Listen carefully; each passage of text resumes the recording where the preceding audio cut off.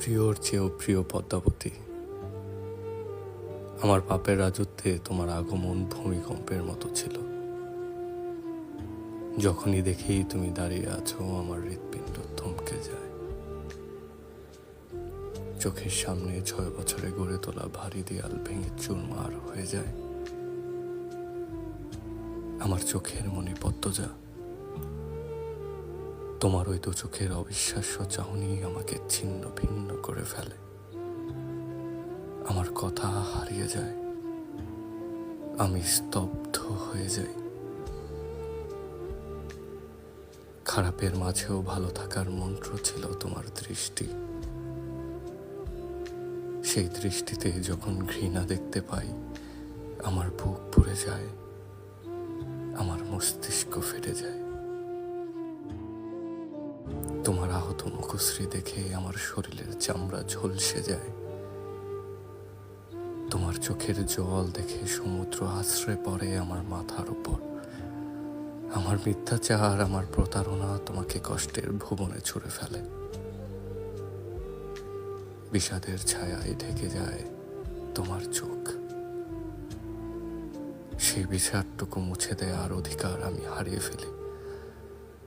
যদি পারতাম আকাশের মেঘ হয়ে তোমার কাজল কালো আঁখি ছুঁয়ে সবটুকু বিষাদ ধুয়ে মুছে সাফ করে দিতাম। আমার প্রথম ও শেষ ভালোবাসা, তুমি একটু দূরে সরলেই যে আমি মনে মনে পুরো পৃথিবী ভস্ম করে দেওয়ার ইচ্ছে বসি, সেই আমি পরিষ্কার দেখতে পেলাম তোমার আমার পথ চলা এখানেই শেষ। আমি শান্ত পাথরের মতো স্থির হয়ে যাই, গন্তব্য হারিয়ে ফেলি। এই ভুবনে তুমি আমার শেষ আশ্রয়স্থল ছিলে। তোমার সাথে আমার এখন যোজন যোজন দূরত্ব। তোমার ঘৃণা ভরা চাহনি চোখের পলকে পুড়িয়ে দেয়। তোমার আমার বিচ্ছেদ আমাকে আঙুল তুলে দেখিয়ে দেয় প্রেমানলে চলতে চলতে আমি অনেক আগেই নিঃশেষ হয়ে গেছি। সোনালি রোদ্দুরের মতো সুন্দর পদ্মাবতী, আমি তোমাকে আঘাত করে নিচে মরে গেছি। যে হাতে আঘাত করেছি সেই হাত পুড়ে যাক, পোকামাকড় খাক। তোমাকে ব্যথা দিয়ে আমি ভালো নেই।